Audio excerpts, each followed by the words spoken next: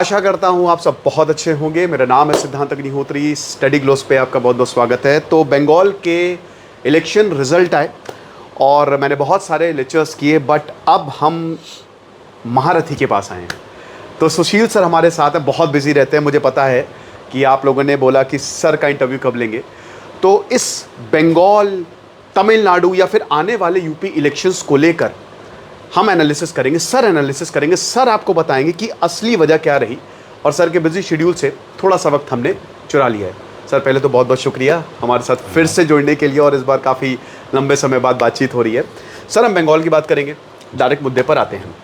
पहले तो हम ये देखते हैं कि अभी इससे पहले हमारी बात हो रही थी, आप बता रहे थे कि बंगाल एक मतलब कहते हैं ना कि वो इंडिया का यूरोप था उस समय, जब पहले की बात है, कि इसीलिए ब्रिटिशर जो है वो सबसे पहले बंगाल आए। लेकिन सर ऐसा क्या हुआ? हम देखते हैं कि बंगाल स्वामी विवेकानंद से लेकर राजा राम मोहन रॉय से लेकर रिनेसा वहाँ से शुरू हुआ, भारत वहाँ से शुरू हुआ, बट आज बंगाल सबसे पिछड़ा है, दयनीय हालात हैं। और बाकी स्टेट अगर कंपैरिजन में देखें तो गुजरात इतना आगे निकल गया। सबसे पहले सर इसी सवाल से शुरू करते हैं, क्या उसके मूल्यता कारण रहे? जी देखिए सिद्धांत जी, अगर हम प्राचीन काल से ही देखें तो बंगाल की आर्थिक समृद्धि और उसके साथ साथ वहाँ की जो राजनीतिक व्यवस्था थी वो बहुत अच्छी थी। मध्यकाल में भी इसका राजनीतिक महत्व बहुत बना रहा बंगाल का, क्योंकि बंगाल न केवल व्यापार का बड़ा केंद्र था, बल्कि वहाँ की आर्थिक समृद्धि के साथ साथ वहाँ की जो सामाजिक व्यवस्था थी, राजनीतिक व्यवस्था थी, बहुत उन्नत थी। लेकिन अगर हम आधुनिक संदर्भ में इसको देखने का प्रयास करें तो पहली महत्वपूर्ण बात है कि जब अंग्रेजों ने फोर्ट विलियम को अपना मुख्यालय बनाया, कलकत्ता को, और इसको अपनी राजधानी बनाया, उसके बाद से बंगाल में किस प्रकार से एक अभिजात्य वर्ग उभरा, एक ऐसा वर्ग उभरा जो पश्चिमी शिक्षा प्राप्त था, उसका वैश्विक दृष्टिकोण था, और वह भारत में जो सामाजिक सांस्कृतिक पुनरुत्थान का आंदोलन हुआ, सामाजिक सांस्कृतिक जागरण शुरू हुआ, उसका नेतृत्व करने लगा। सबसे पहले आप देखेंगे राजा राम मोहन राय से शुरू करके ईश्वर चंद्र विद्यासागर, केशव चंद्र सेन, जितने ऐसे समाज सुधारक आए, उन्होंने आधुनिक शिक्षा की शुरुआत की। राजा राम मोहन राय को, मेरा मानना है कि भारतीय इतिहास ने जिन लोगों को उस नज़रिए से नहीं समझा, उतना महत्व नहीं दिया, उसमें एक नाम राजा राम मोहन राय का है। उन्हें केवल हम सती प्रथा में उनके योगदान के लिए जानते हैं, जबकि राजा राम मोहन राय ने भारत में आधुनिक पत्रकारिता की शुरुआत की, आधुनिक यूरोपीय शिक्षा की शुरुआत की। उन्होंने भारत में आधुनिक न्यायपालिका में सुधार के लिए उन्होंने कार्य किया। आधुनिक पत्रकारिता में बड़ा महत्वपूर्ण योगदान रहा राजा राम मोहन राय का। तो इन सब योगदान को अगर हम उनका देखें तो किस प्रकार से उन्होंने हमारे समाज में जो अंधविश्वास था, जो सामाजिक बुराइयां थीं, जो आर्थिक ढांचा था हमारा जो राजनीतिक ढांचा था, उसको प्रभावित करने के लिए किस प्रकार से उन्होंने कार्य किया। इसके बाद हम देखेंगे कि बंगाल में जब भारत में आधुनिक राजनीतिक संगठन स्थापित हुए तो 1838 में पहली जो राजनीतिक यहाँ पर पार्टी बनती है, बंगाल लैंड होल्डर सोसाइटी। और 1838 के बाद फिर जितने भी ऐसे महत्वपूर्ण राजनीतिक संगठन बने वो सभी बंगाल में बने। सुरेंद्रनाथ बनर्जी से लेकर आगे इस प्रकार का नेतृत्व मिला। सबसे पहले वहाँ पर मध्यम वर्ग आया, और उससे बड़ी बात है कि बंगाल में जो भी राजनीतिक आंदोलन हुए उसमें आपको विविधता बहुत दिखती है। वहाँ पर क्रांतिकारी आंदोलन भी शुरू हुआ, इंटेलेक्चुअल भी है, और वहाँ पर जो नरम दल गरम दल की जो विचारधारा है। इसके अलावा सबसे पहले राजनीति में महिलाओं की जो भागीदारी प्रारंभ होती है 1906 के स्वदेशी आंदोलन, और उसके बाद देश में जितने भी बड़े किसान आंदोलन हुए उन सब की शुरुआत पश्चिम बंगाल से होती है, उस समय के बंगाल से होती है। सन्यासी विद्रोह से लेकर के उसके बाद जितने भी ऐसे बड़े अफीम किसानों का आंदोलन, जितने ऐसे आंदोलन हुए। लेकिन उससे महत्वपूर्ण बात है कि आधुनिक बंगाल में 1906 में जब स्वदेशी आंदोलन आगे बढ़ा तो सबसे पहले जो स्वदेशी का सबसे अधिक प्रभाव दिखता है वो आपको बंगाल में दिखता है।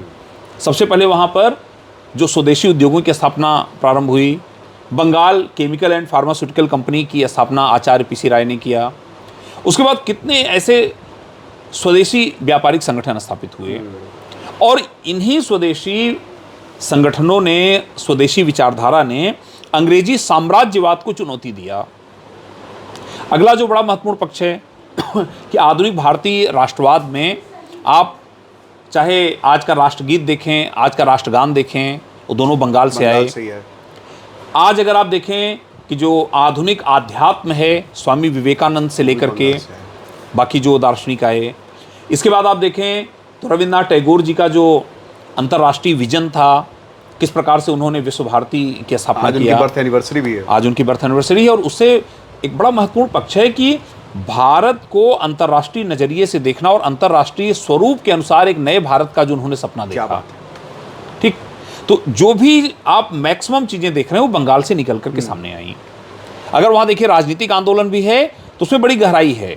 वहां मजदूर आंदोलन शुरू हुआ, वहीं से आधुनिक किसान आंदोलन शुरू हुए, ठीक है, वहां से आधुनिक मध्यम वर्ग उदय हुआ, राजनीतिक आंदोलन शुरू हुए। लेकिन आज़ादी के बाद ऐसा क्या हो गया कि इतना प्रगतिशील राज्य वह किस प्रकार से ऐसे राजनीतिक मकड़जाल में फंस गया, और ऐसी कौन सी समस्याएं आई जिनके कारण जितनी अपेक्षा थी बंगाल से उसके अनुरूप बंगाल विकसित नहीं हो पाया। देखिए, गुजरात और बंगाल में समानता ये है कि वो अरब सागर के किनारे है, ये बंगाल की खाड़ी में है, दोनों समुद्र के किनारे हैं, दोनों के पास ट्रांसपोर्टेशन का बहुत अच्छा एक्सेस है, दोनों के पास मानव संसाधन हैं। लेकिन ज़्यादा महत्वपूर्ण बात यह है कि बंगाल में कृषि बहुत अच्छी है, बंगाल में उद्योग पहले से ही बहुत ज़्यादा विकसित थे, और यहाँ का जो मानव संसाधन है वो बहुत उत्कृष्ट था। यहाँ आप देखें कि अलग अलग क्षेत्रों में जिस प्रकार से लोगों का कौशल था, चाहे वो उस समय के कारीगर रहे हों, चाहे उस समय के व्यापारी रहे हों, वो बड़ा उत्कृष्ट था। अब देखिए आखिर क्या हो गया आज़ादी के बाद। जब हमारे देश में लोकतंत्र आया तो बड़ी समस्या है आई कि शुरू में जब बंगाल में सरकारें बननी शुरू हुई तो उन्होंने बंगाल को एक अपने राजनीतिक प्रयोग का आधार बनाया, और उसका परिणाम हुआ कि चाहे वहाँ कम्युनिस्ट शासन रहा हो, चाहे उसके पहले कांग्रेस का शासन रहा हो, इन्होंने बंगाल को कैसे अपने नियंत्रण में ले सकते हैं उसके लिए एक नई प्रकार की राजनीतिक संस्कृति की शुरुआत की।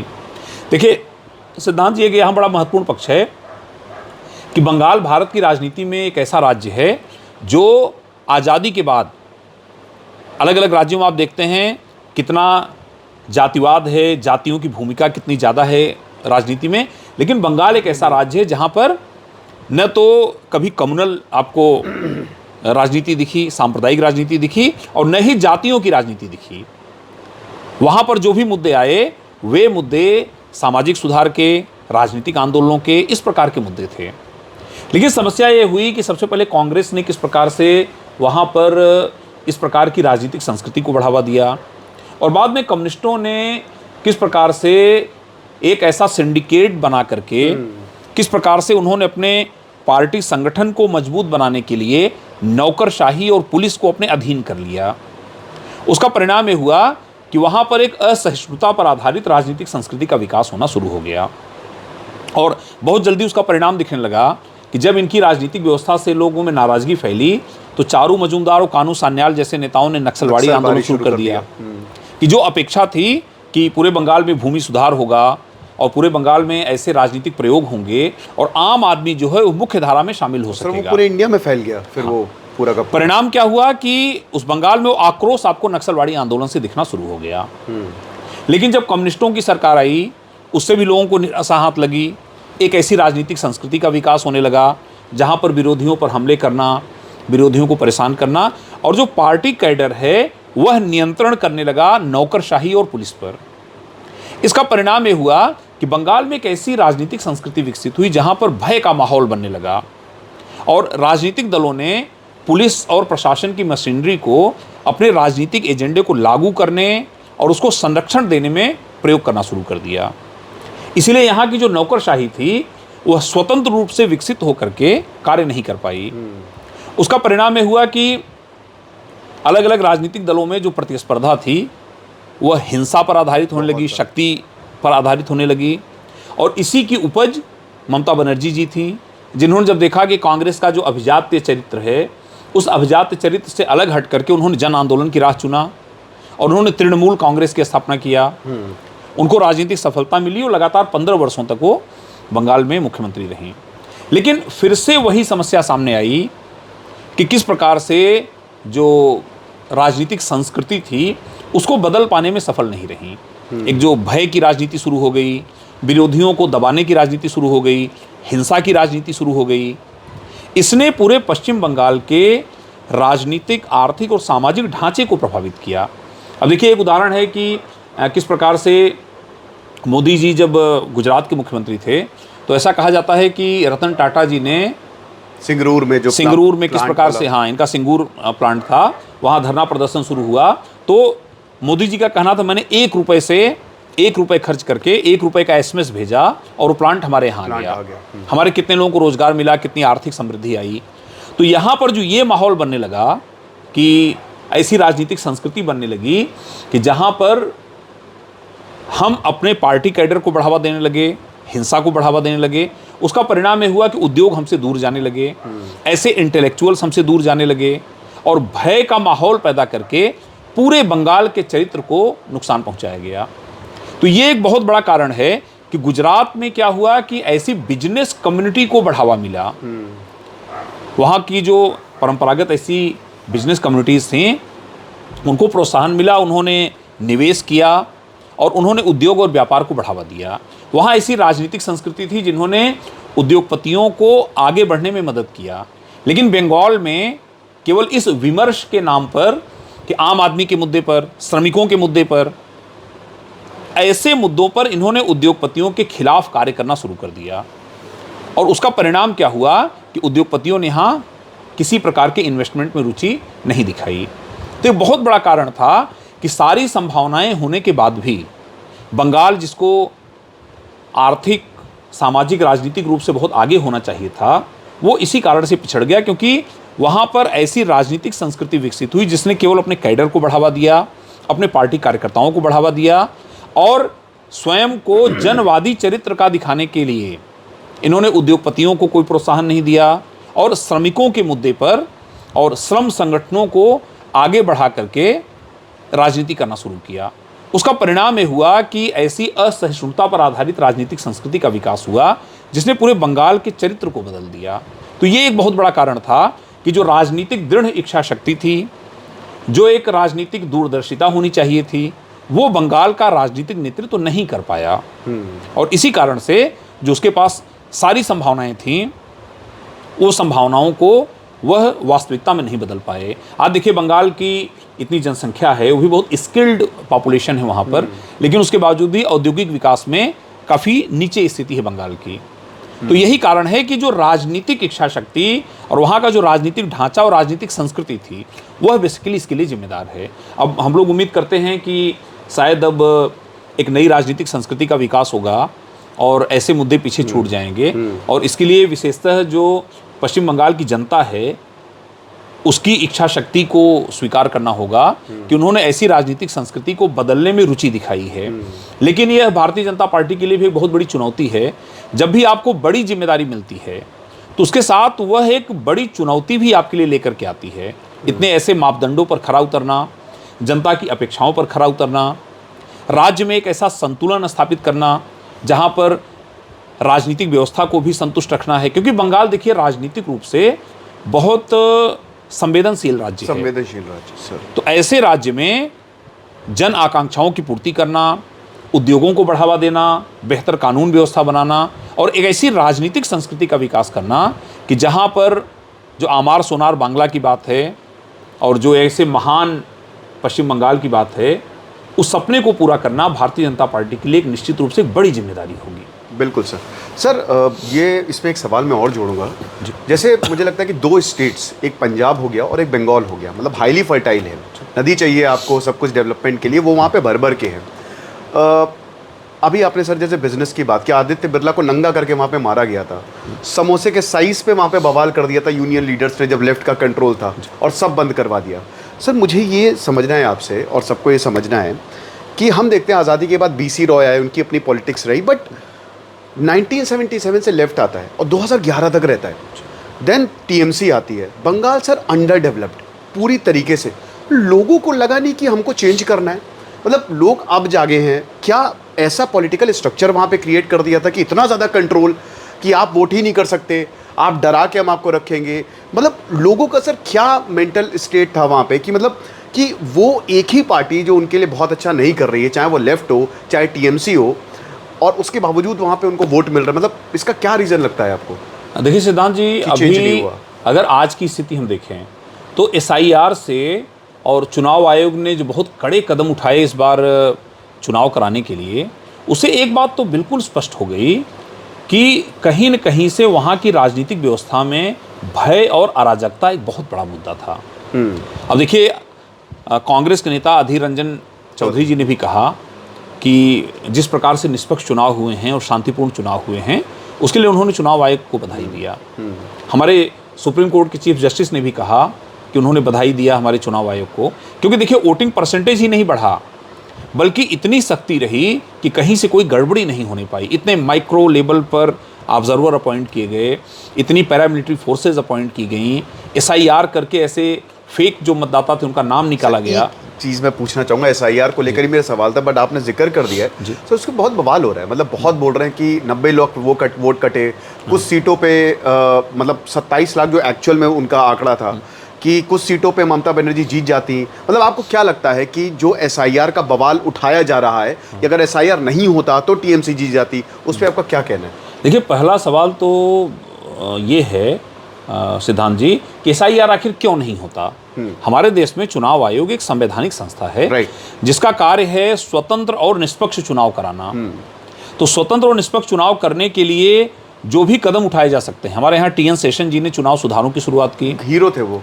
और उसके बाद किस तरह से हमारे देश में राजनीतिक पारदर्शिता बढ़ी है, किस प्रकार से लगातार मतदाता ज़्यादा से ज़्यादा वोट कर रहा है, मतदान प्रतिशत बढ़ रहा है, लोकतंत्र में सभी वर्गों की हिस्सेदारी बढ़ रही है।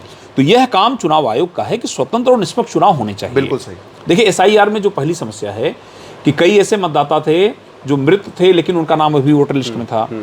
दूसरी समस्या थी, कई मतदाता माइग्रेट कर गए, दूसरे स्थान चले गए। कई मतदाता हैं जिनका दो जगह नाम है मतदाता सूची में। और उससे बड़ी चुनौती जो खासतौर पर पश्चिम बंगाल के लिए थी कि जो बांग्लादेशी घुसपैठिए बड़े पैमाने पर आ गए, उन्होंने भी मतदाता सूची में अपना नाम शामिल करा लिया था।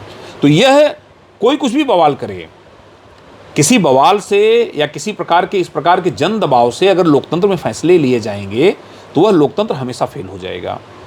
चुनाव आयोग एक स्वतंत्र और निष्पक्ष संवैधानिक निकाय है, जिसका यह उत्तरदायित्व है कि वह चुनाव को पूरी तरह निष्पक्षता से कराए, और वह कार्य चुनाव आयोग ने किया। तो एसआईआर तो बहुत जरूरी था और लगातार इसको कराया जाना चाहिए।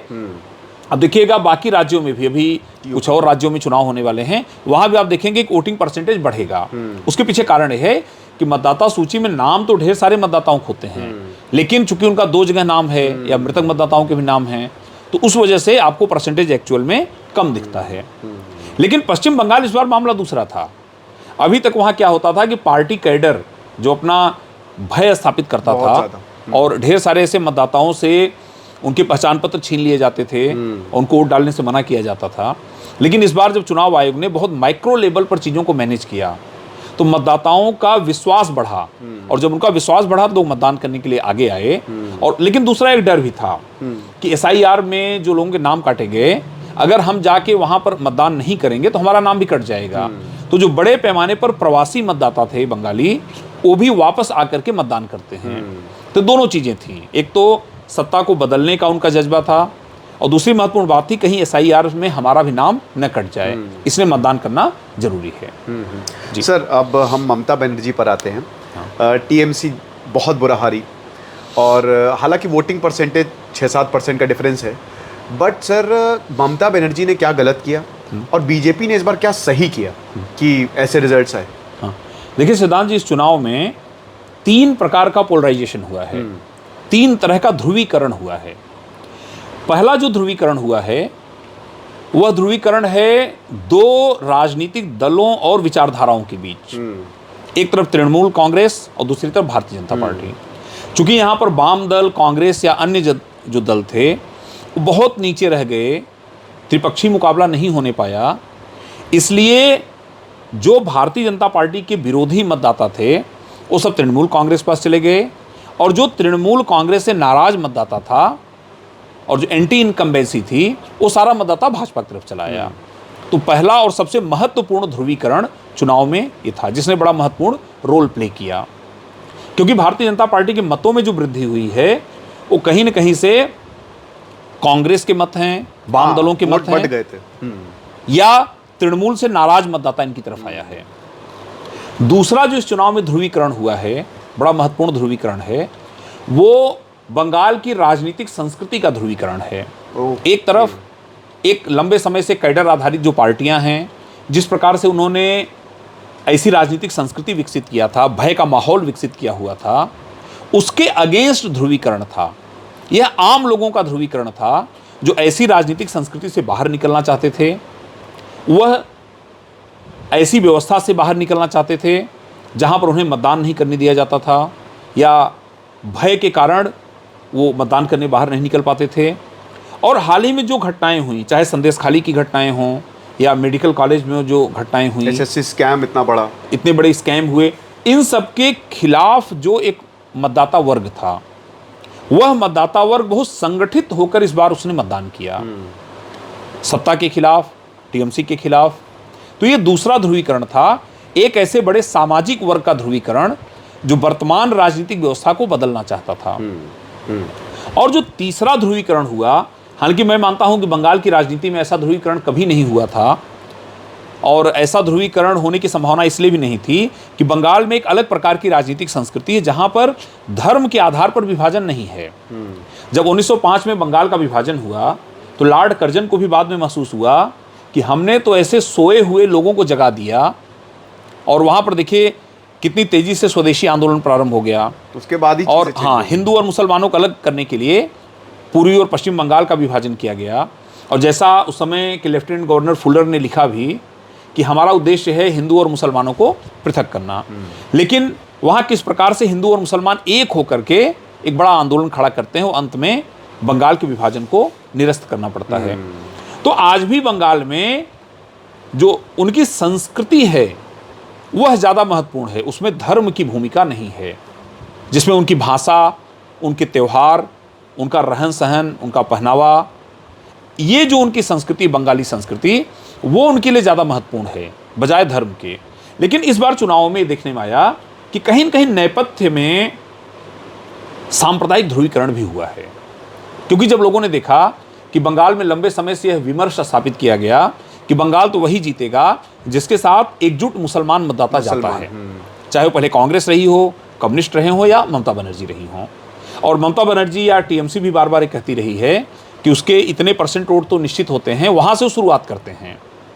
तो इसके खिलाफ कहीं न कहीं से यह एक ऐसी विचारधारा पनपी है कि कई ऐसे स्थान हैं जहाँ पर दुर्गा पूजा पर रोक होती है, और अभी चुनाव आपने देखा कुछ ऐसे टीएमसी के नेताओं ने कुछ गाने गाए काबा को लेकर के, और उनकी सयानी गोष्ठी गाना गाया, उससे भी कहीं न कहीं से मतदाताओं को सांप्रदायिक रूप से भी एक पोलराइजेशन होने में मदद मिली। हालांकि यह बहुत महत्वपूर्ण नहीं है, यह एक तीसरा पक्ष हो सकता है, कम महत्वपूर्ण, लेकिन निश्चित रूप से इस बार इसकी भी भूमिका थी। क्योंकि देखिए पश्चिम बंगाल में जहां माँ काली, माँ दुर्गा की ही बात होती है, वहां भी इस बार जय श्री राम के नारे लगते हुए दिख रहे हैं। तो कहीं न कहीं से यह एक सांप्रदायिक ध्रुवीकरण भी रहा, हालांकि वो बहुत महत्वपूर्ण नहीं रहा, लेकिन फिर भी उसने महत्वपूर्ण भूमिका निभाई है। तो ये तीन बातें बड़ी महत्वपूर्ण रहीं, तीन ऐसे ध्रुवीकरण जिन्होंने पूरे चुनाव को बदला है। लेकिन दो और महत्वपूर्ण बातें हैं कि तृणमूल कांग्रेस का जो 15 वर्ष का शासन था, तो निश्चित रूप से एंटी इनकम्बेंसी थी। 15 वर्षों के शासन में जिस प्रकार से भ्रष्टाचार, डेवलपमेंट नहीं हो पाया, भ्रष्टाचार के कई बड़े महत्वपूर्ण मुद्दे सामने आए, और खासतौर पे महिलाओं के खिलाफ जो हिंसा हुई है, माँ माटी मानुष एकदम ही इसने कहीं न कहीं उस तृणमूल कांग्रेस के चरित्र पर सवाल खड़े किए। लेकिन दूसरी तरफ भारतीय जनता पार्टी ने जिस प्रकार से उन्होंने संगठनात्मक रूप से स्वयं को मजबूत किया, जिस प्रकार से उन्होंने स्थानीय मुद्दों से स्वयं को जोड़ा, और उन्होंने बंगाली मतदाताओं को यह विश्वास दिलाया कि किसी भी प्रकार से उस बंगाली संस्कृति को, उस बंगाली विचारधारा को, उस बंगाली जो रहन सहन, खान पान, पहनावा है, उसको नुकसान नहीं होने दिया जाएगा। देखिए बार बार ये सवाल आया कि मछली खाने पर भी रोक लग सकती है, तो उस पर सफाई देनी पड़ती है। तो ये जो बात थी कि भारतीय जनता पार्टी ने उन स्थानीय मुद्दों को, जैसे देखिए उन्होंने कि वहाँ की जो आधी आबादी है, किस प्रकार से महिलाओं को उन्होंने इस चुनाव में आगे किया और ऐसी पीड़ित महिलाओं को उन्होंने चुनाव में टिकट देकर रीना देवनाथ को दे दिया, यह साबित करने की कोशिश किया कि हम आम जो बंगाली है हम उसके साथ हैं, हम उस राजनीतिक विचारधारा के साथ हैं जहां पर सभी को समान अवसर मिलेगा और आपकी जो बंगाल की संस्कृति है उस पर किसी भी प्रकार से प्रश्न नहीं खड़ा होगा। और इसमें देखिए चुनाव के बीच में भी भारतीय जनता पार्टी के नेताओं को बोलना पड़ा कि बंगाल में बंगाली बोलने वाला और बंगाल में पैदा हुआ व्यक्ति ही मुख्यमंत्री बनेगा। हम कोई बाहरी ऐसा उम्मीदवार नहीं थोपने वाले, बाहरी विचारधारा थोपने वाले नहीं हैं। तो इसके दो महत्वपूर्ण पक्ष हैं कि जो कमजोरियां रही तृणमूल कांग्रेस की और भारतीय जनता पार्टी ने किस प्रकार से कुशल नेतृत्व, संगठनात्मक क्षमता और कैसे लोगों से स्वयं को कनेक्ट किया, ऐसे छोटे छोटे स्थानीय मुद्दों को भी उन्होंने आधार बनाया। यही इस जो परिणाम बदला है उसके पीछे प्रमुख कारण था। सर सीएम कौन बनेगा अगला? मतलब हमारे पास शुवेंदु है बट वो भी टीएमसी से अलग हुए, फिर सुकंता मजुमदार हैं, दिलीप घोष हैं, बट आपके हिसाब से, क्योंकि बीजेपी हमेशा सरप्राइजेस देती है, किसी को भी बना देगी, पता नहीं चलता, आपको क्या लगता है? देखिए भारतीय जनता पार्टी की जो राजनीतिक संस्कृति है उसमें आपने सही बताया कि भारतीय जनता पार्टी कई बार ऐसे उम्मीदवारों को देखती है जिनमें केवल आज के हिसाब से नहीं बल्कि भविष्य की राजनीति के हिसाब से भी एक ऐसा नेतृत्व तलाशती है जो न केवल जन आकांक्षाओं को पूरा करे बल्कि जहां ज़्यादा चुनौती है, और बंगाल जैसे राज्य में भारतीय जनता पार्टी के लिए निश्चित रूप से बहुत बड़ी चुनौती है क्योंकि वहां पर एक पुनर्निर्माण का दौर है। किस प्रकार से वहां पर पूरी सामाजिक, आर्थिक और राजनीतिक व्यवस्था को बदलने की चुनौतियां हैं। तो ऐसे में भारतीय जनता पार्टी निश्चित रूप से कोई न कोई परिपक्व चेहरा यहाँ पर ले आएगी। लेकिन देखिए बाकी जो क्षेत्रीय दल हैं उनमें तो नेतृत्व पहले से तय होता है कि यह व्यक्ति ही मुख्यमंत्री होगा। लेकिन भारतीय जनता पार्टी में जो एक राजनीतिक व्यवस्था की मर्यादा होती है, एक राजनीतिक व्यवस्था, एक लोकतांत्रिक व्यवस्था की जो व्यवस्था होती है उसके अनुसार संसदीय दल की बैठक करके विचार विमर्श करके नेतृत्व का चुनाव होता है। सर लेकिन ये नहीं लगता आपको कि जैसे अभी हाल ही में जो सीएम बने हैं या बीजेपी ने जो बनाया, मतलब एक आरोप ये लगता है बीजेपी के ऊपर कि वो कंट्रोल करना चाह रहे हैं। हमने एमपी में देखा जो अमित शाह या नरेंद्र मोदी के ज़्यादा क्लोज होते हैं ताकि सेंट्रल का डायरेक्ट कंट्रोल हो, वो उनको सीएम बनाते। मतलब आपको ऐसा क्या लगता है? ऐसा कई आरोप लगते हैं। देखिए सिद्धांत जी, जो अखिल भारतीय राजनीतिक दल होते हैं उनके सामने कई प्रकार की चुनौतियां होती हैं। क्षेत्रीय राजनीति अलग प्रकार की होती है। क्षेत्रीय राजनीति ज़्यादातर भारत में व्यक्ति आधारित, जाति आधारित या कुछ खास विचारधारा आधारित राजनीतिक दल होते हैं। वो आपको कई बार ज़्यादा उग्र दिखते हैं क्योंकि केवल वो क्षेत्रीय मुद्दे को ही उठा रहे होते हैं, चाहे तमिलनाडु का मुद्दा हो, चाहे बंगाल का मुद्दा हो या अन्य राज्यों का मुद्दा हो। लेकिन राष्ट्रीय राजनीतिक दलों के सामने ये समस्या यह रहती है कि उनको अलग अलग क्षेत्र, भाषा, धर्म, जाति, संप्रदाय के बीच एक समन्वय स्थापित करना होता है। उनको राष्ट्रीय राजनीति की जो अनिवार्यताएं होती हैं उसके अनुसार निर्णय लेना होता है। ठीक है, तो इस परिप्रेक्ष्य में भारतीय जनता पार्टी यह निश्चित रूप से प्रयास करती है कि ऐसा राजनीतिक नेतृत्व हो जो मुख्य धारा के साथ चल सके। क्योंकि अगर आप किसी को भी मुख्यमंत्री बना रहे हैं तो उसमें उससे ज़्यादा भूमिका संगठन की होती है। संगठन कितना संघर्ष करता है। अब देखिए भारतीय जनता पार्टी वहाँ कब से पश्चिम बंगाल में अपना पैर जमाने का प्रयास कर रही थी और कितने लोग उनके बलिदान हुए, कितने लोग इस राजनीतिक हिंसा में मारे गए, सीटें मिली थी 2014 में, और किस प्रकार से उन्होंने लोगों के बीच जाकर के अपना जनाधार बढ़ाया है। तो यहाँ एक व्यक्ति महत्वपूर्ण नहीं है कि जिसको मुख्यमंत्री बना रहे हैं वह महत्वपूर्ण नहीं है। सही बात है। महत्वपूर्ण हमारी विचारधारा और संगठन है। तो निश्चित रूप से कोई निर्णय संगठन और विचारधारा को ध्यान में रख के किया जाना चाहिए। कोई भी ऐसा नेतृत्व विकसित नहीं होना चाहिए जो नेतृत्व और विचारधारा से अलग जा करके किसी दूसरे तरीके की बात करे। तो निश्चित रूप से यह राष्ट्रीय राजनीतिक दलों का यह एक आधार होता है और उनके लिए यह एक चुनौती भी होती है कि ऐसा नेतृत्व विकसित करना जो केंद्र के साथ या संगठन के साथ बेहतर समन्वय बनाकर चले। ठीक है, आखिरी के 2 सवाल रहेंगे। हमने बंगाल की बात कर ली सर और आपने बहुत ज़बरदस्त तरीके से बताया। अब सर एक मेरा सवाल रहेगा तमिलनाडु, क्योंकि हमने बाकी स्टेट्स को तो हमने इग्नोर ही कर दिया, और दूसरा यूपी है ना। तमिलनाडु में सर क्या हुआ है? ऐसा तमिलनाडु में जैसे आपने यहाँ पे आइडेंटिटी पॉलिटिक्स, वहाँ पे भी द्रविडियन पॉलिटिक्स बड़ी इंपॉर्टेंट रही है, बट इस बार द्रविडियन डीएमके एआईडीएमके का 72% से सीधा 45% पे आया और विजय जोसेफ ने कमाल कर दिया। क्या लगता है सर आपको तमिलनाडु में ऐसा क्या हो गया? देखिए तमिलनाडु भारतीय राजनीति का एक ऐसा राज्य है जहां पर करिश्माई व्यक्तित्व को हमेशा तमिलनाडु ने स्वीकार किया है। फिल्मी पृष्ठभूमि से आने वाले लोग और ऐसा जो करिश्माई व्यक्तित्व है उसको तमिल समाज बहुत आसानी से स्वीकार करता है, क्योंकि एक ऐसा समाज जहां पर कई प्रकार की समस्याएं हैं, आर्थिक चुनौतियां हैं, सामाजिक चुनौतियां हैं। ऐसे में जहां पर लोग फिल्में ज़्यादा देखते हैं या जो फिल्मी कलाकार हैं उनमें अपना भविष्य देखते हैं, उनकी फिल्मों में उनके उस चरित्र को देखते हैं, चाहे वो जयललिता हों, एनटीआर हो, तो वहाँ पर लोग एक करिश्माई व्यक्तित्व पसंद करते हैं और उन्हें लगता है उनकी जो सामाजिक आर्थिक समस्याएं हैं उनका समाधान यह व्यक्तित्व कर देगा। तो इस कारण से वहाँ की जनता ऐसे नेतृत्व को लेकर के काफ़ी संवेदनशील रहती है। और इस बार भी वहाँ के चुनाव में पहली बार हुआ कि जो 1920 के दशक से ही जो द्रविड़ राजनीति की बात होती है, जिसकी नींव उस समय वहाँ के एक स्थानीय नेता जिनको पेरियार आसपास बड़ी लोकप्रियता मिली, पेरियार ने जिसकी शुरुआत किया, उस द्रविड़ राजनीति जो लगातार आगे बढ़ती रही, कई बार हमारी राष्ट्रीय राजनीति से अलग उसका रास्ता रहा, बहुत अलग रहा। उस द्रविड़ राजनीति में पहली बार एक बड़ा परिवर्तन देखने को मिला कि चाहे डीएमके हो या एआईडीएमके हो, दोनों राजनीतिक दलों से अलग एक ऐसा व्यक्तित्व, एक ऐसी राजनीतिक पार्टी उभर कर सामने आई। इसके पीछे कारण यह है कि लंबे समय से वहाँ पर कभी डीएमके सत्ता में है, कभी एआईडीएमके सत्ता में है, लेकिन जिस प्रकार से तमिलनाडु का विकास होना चाहिए था, जिस प्रकार से वहाँ की जनता की अपेक्षाएं थीं, वो पूरी नहीं हो पाई।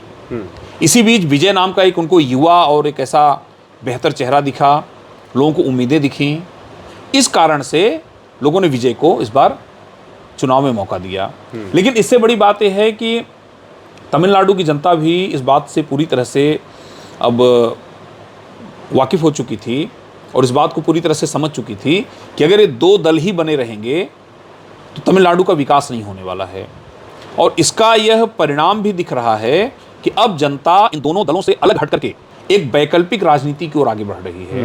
तो तमिलनाडु में परिवर्तन दिखा है और ये दोनों दलों के लिए, दोनों द्रविड़ राजनीतिक दलों के लिए एक खतरे की घंटी भी है कि जब तक आप राष्ट्रीय राजनीति के साथ मिलकर, जब तक आप एक समन्वयवादी तरीका आप नहीं अपनाते।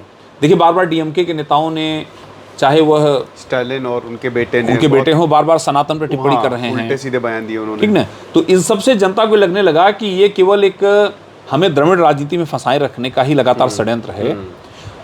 अब इसी समय इन्होंने एक तीसरा मोर्चा देखा, एक उम्मीद की किरण के रूप में इनको एक ऐसा फिल्मी नायक दिखा जिसने अपनी फिल्मों में इस प्रकार के चरित्र निभाए, इस प्रकार का अभिनय किया। तो निश्चित रूप से यह एक सकारात्मक राजनीति कही जा सकती है, जहां जनता ऐसे दलों से अलग हट करके नए अपने विकल्प तलाशने लगी है। बहुत बढ़िया सर, डेमोक्रेसी के लिए काफ़ी अच्छा है, इंडिया की डेमोक्रेसी के लिए बहुत बढ़िया। सर, आखिरी सवाल मेरा, अब सबसे बड़ा सवाल, saved the best for the last. UP, Uttar Pradesh चुनाव आने वाले हैं, अगले के अगले साल चुनाव हैं। और सर, पिछले लोकसभा चुनाव में अखिलेश यादव ने कमाल कर दिया था, 35 सीटें जीत गए थे वो। अब सर हम देखते हैं कि योगी आदित्यनाथ के, मतलब ऐसा सुनने में आता, देखते क्या है कि काफ़ी मतभेद भी हैं। आपको क्या लगता है कि यूपी भारत में सबसे ज़्यादा लोकसभा भी सीटें हैं और विधानसभा की सीटें हैं, यूपी ज़्यादा दूर नहीं है? क्या लगता है आपको कि जिस तरीके से बीजेपी ने बंगाल को फतह किया या आसाम को फतह किया, क्या वो यूपी में ये दोहरा पाएगी? नहीं तो कोई मतलब समाजवादी पार्टी या फिर वो कुछ कमाल करेंगे? आपको क्या लगता है सर? देखिए सिद्धांत जी, राजनीति में, लोकतंत्र में और चुनावी राजनीति में सत्ता पक्ष और विपक्ष दोनों के पास बराबर के अवसर होते हैं। बहुत बढ़िया। सत्ता पक्ष अपनी उपलब्धियों के आधार पर चुनाव लड़ता है और विपक्ष सत्ता पक्ष की जो असफलताएं रही हैं और हम उसके बदले किस प्रकार की वैकल्पिक राजनीति देने वाले हैं, इस मुद्दे के साथ चुनाव में उतरता है। चूँकि अब फरवरी मार्च में ही 2027 में चुनाव होने उत्तर प्रदेश में, लेकिन अगर आज के संदर्भ में उत्तर प्रदेश की राजनीति देखें तो दो बातें बिल्कुल स्पष्ट हैं। पहली बात यह कि उत्तर प्रदेश में समाजवादी पार्टी और भारतीय जनता पार्टी के लिए अभी बराबर के अवसर हैं। ओके। क्योंकि समाजवादी पार्टी ने लोकसभा चुनाव में बहुत अच्छा परफॉर्म किया था, लेकिन बंगाल चुनाव के बाद कहीं न कहीं समाजवादी पार्टी का यह आत्मविश्वास डगमगाएगा। आज IPAC को उन्होंने हटा दिया। हाँ, जो उनकी कई और भी बातें होंगी अभी। हाँ। लेकिन देखिए, जो दूसरी महत्वपूर्ण बात है कि समाजवादी पार्टी जिस एजेंडे पर चुनाव लड़ना चाहती है और उस एजेंडे पर उसने लोकसभा का चुनाव भी लड़ा, जो PDA की लगातार बात हो हाँ। रही है, ठीक ना, ये दो बातें बड़ी महत्वपूर्ण रहेंगी। लेकिन अब भारतीय जनता पार्टी इसका कैसे जवाब देगी? भारतीय जनता पार्टी पिछले 9 वर्षों में इनकी सरकार की जो प्रमुख उपलब्धियां रही हैं, कानून व्यवस्था के मुद्दे पर, राज्य के विकास के मुद्दे पर, जिस प्रकार से इन्होंने इंफ्रास्ट्रक्चर का विकास किया, इन सब मुद्दों पर भारतीय जनता पार्टी चुनाव लड़ेगी। लेकिन भारतीय जनता पार्टी का जो गठबंधन है, अभी जो NDA का गठबंधन उत्तर प्रदेश में, उसका जो आधार है वो आधार ही PDA है। क्योंकि उसमें अपना दल भी शामिल है, सुहेल देव भारतीय समाज पार्टी भी शामिल है, और उसके अलावा कई और जो क्षेत्रीय दल हैं, पश्चिम में देखें तो वहाँ पर लोक दल शामिल है, ठीक ना। तो ज़्यादातर जो पिछड़ी जातियाँ हैं उन्हीं को साथ लेकर के इनका गठबंधन आगे बढ़ रहा है। तो PDA की काट कहीं न कहीं इस प्रकार से भारतीय जनता पार्टी दे रही है। लेकिन अभी यह समझना होगा कि चुनाव तक किस पार्टी का किससे गठबंधन बनता है, तब स्थितियां ज़्यादा स्पष्ट हो पाएंगी। लेकिन अभी आज की राजनीति को अगर हम देखें तो यह बिल्कुल स्पष्ट है कि भारतीय जनता पार्टी का जो संगठन है वो काफ़ी मजबूत है।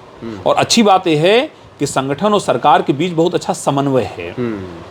दूसरी महत्वपूर्ण बात है कि भारतीय जनता पार्टी ने अलग अलग जिलों में, जो चाहे वो मेडिकल कॉलेज बनाए हों, अलग अलग जगह यूनिवर्सिटी बनाई हो, अलग अलग जगह विकास के अलग अलग काम किए हों, 1 डिस्ट्रिक्ट 1 प्रोडक्ट को डेवलप बढ़ावा दिया हो, इस प्रकार के उनके कार्य जनता के बीच दिख रहे हैं और इसके आधार पर पार्टी चुनाव लड़ेगी। अब यही बात हम करें समाजवादी पार्टी की, तो निश्चित रूप से भारतीय जनता पार्टी की अपेक्षा उनका जो संगठन है वो कमज़ोर है आज की स्थिति में।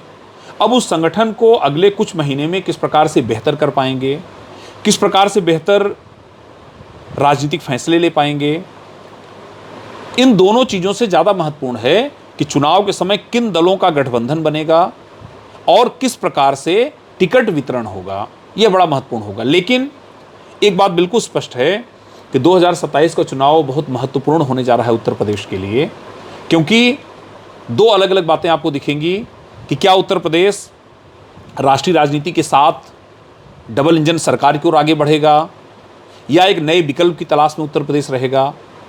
तो यह देखना अभी हम लोगों के लिए बाकी है, और किस प्रकार से राजनीति आने वाले समय में करवट लेगी और किस प्रकार से राजनीतिक फैसले होंगे, और हमारी जो जनता है उसकी राजनीति परिपक्वता भी देखना होगा। खासतौर पे हमारा जो युवा है, हमारी जो महिलाएं हैं, वो किस प्रकार से आगे फैसले लेंगी। सर, राघव चड्ढा बनने वाले पंजाब के CM, क्योंकि पंजाब का भी चुनाव अगले साल आने वाला है, क्या बीजेपी राघव चड्ढा का फेस यूज़ करेगी एज अ CM? आपको क्या लगता है? देखिए, भारतीय जनता पार्टी के लिए कुछ राज्य जो अभी तक बहुत कठिन हैं, उनमें पंजाब, तमिलनाडु, केरलम, आंध्र प्रदेश, तेलंगाना, इसके अलावा तो बाकी सारे राज्यों में 28 में से 22 में से बीजेपी सरकार भारतीय जनता पार्टी ने बना ली है। तो देखिए, पंजाब में भारतीय जनता पार्टी इसलिए गंभीर है, जैसे बंगाल में भी भारतीय जनता पार्टी इस बार क्यों गंभीर थी, क्योंकि वहां राष्ट्रीय सुरक्षा का एक बहुत महत्वपूर्ण बड़ा मुद्दा है। सही कह रहे हैं सर आप। और अब राष्ट्रीय राजनीति में भी यह महसूस किया जाने लगा है कि बिना क्षेत्रीय राजनीति, क्षेत्रीय दलों और क्षेत्रीय सरकारों को साथ लिए आप इन महत्वपूर्ण मुद्दों पर कभी भी महत्वपूर्ण कार्यवाही नहीं कर सकते हैं। घुसपैठियों का एक बहुत बड़ा मुद्दा था, राष्ट्रीय सुरक्षा का मुद्दा था। तो पंजाब में भी कुछ बड़े महत्वपूर्ण मुद्दे हैं, चाहे वो सीमा पार आतंकवाद का मुद्दा हो या पंजाब में नशे की समस्या हो। इन सब समस्याओं के लिए बहुत ज़रूरी है कि वहाँ एक ऐसी सरकार हो जो केंद्र के साथ अच्छा समन्वय करे और राष्ट्रीय रक्षा और सुरक्षा जैसे महत्वपूर्ण मुद्दों पर कोई समझौता न करे। तो भारतीय जनता पार्टी इसको लेकर के भी काफ़ी सजग है, और निश्चित रूप से उसका प्रयास होगा इस बार कि पंजाब में जो एक वैकल्पिक राजनीति की बात थी, उसके स्थान पर कैसे मुख्य धारा की राजनीति को आगे बढ़ाया जाए। तो इधर भारतीय जनता पार्टी ने काफ़ी नए प्रयोग किए हैं, जिसमें उन्होंने कई अलग अलग राजनीतिक दलों से नेताओं को अपने साथ जोड़ा है और पंजाब में कई और महत्वपूर्ण काम करने का प्रयास किया है। इस संदर्भ में अब यह देखना होगा कि भारतीय जनता पार्टी किसी युवा चेहरों के सामने ला करके किस प्रकार से चुनाव लड़ती है। हालांकि इसकी संभावना ज़्यादा है कि जो अभी नए सांसद भारतीय जनता पार्टी में शामिल हुए हैं, इनका भारतीय जनता पार्टी वहाँ बेहतर उपयोग करेगी। Thank you so very much sir, आपने बेहतरीन तरीके से एक्सप्लेन किया। मुझे नहीं लगता कि अब कोई भी डाउट किसी के मन में रहा होगा। सर से हम फिर से जुड़ेंगे और फिर हम बहुत सारे मुद्दों पे बात करेंगे, हिस्ट्री पे बात करेंगे, इलेक्शंस पे बात करेंगे, और तब तक आप स्टडी ग्लोस देखते रहिए।